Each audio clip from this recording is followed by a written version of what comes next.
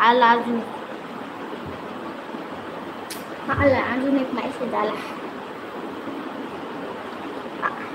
आला अजून. हाय इकडे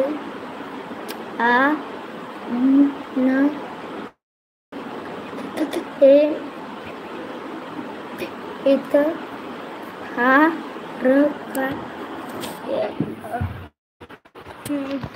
हॅलो दादा, मी ज्या ठिकाणी रूम घेतलेली ना, तर त्या ठिकाणी नेटवर्कचा खूप इश्यू आहे. तिथे ना नेटवर्कच नाही येत माझ्या मोबाईलला, किंवा टावर म्हणजे रेंज पण राहत नाही आणि नेट पण सपोर्ट करत नाही आहे फोनला. त्याच्यामुळे मग प्रॉब्लेम सुरू आहे.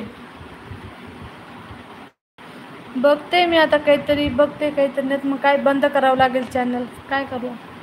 आणि एवढ्या लवकरात लवकर रूम दुसरीकडे शोधणं पण जमणार नाही ना. मग अजून एक आला. ओके दादा, काही प्रॉब्लेम नाही. या, तरी पण स्वागत आहे तुमचं. या या या. हॅलो सुनील दादा, बोला. तब्येत खराब झालेली वाटते का तुम्हाला?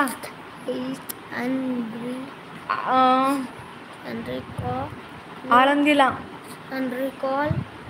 आळंदीमध्ये आला आळंदीला होता.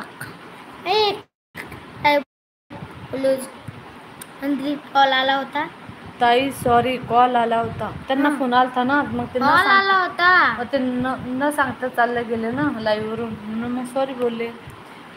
आळंदीमध्ये तर मी अशा म्हणजे रूम घेतली चांगल्याच ठिकाणी आहे, रूमचा काही प्रॉब्लेम नाही आहे, पण तिथं नेटवर्कच नाही पकडत. मग काय करणार आपण?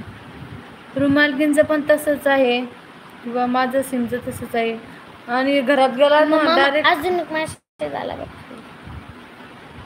खाली. अजून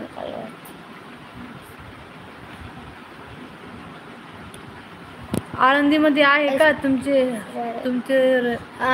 रिलेटिव्ह? ओके, मग या ना. आले कधी तर सांगा. या.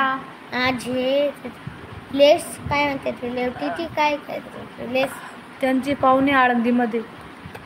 इंग्लिश काय समर्थ इंग्लिश रिलेटिव्ह म्हणजे त्यांचे काय? हो नक्की या. त्यांचे पाहुणे फॅमिली मेंबर ते. हो, फॅमिली मेंबर त्यांचे. हो या दादा, या नक्की या बरं का. आले की ओळख द्या. हो नक्कीच. म्हणजे आम्ही आले की नक्कीच ओळख देऊ तुम्हाला, असं सांगता येईल.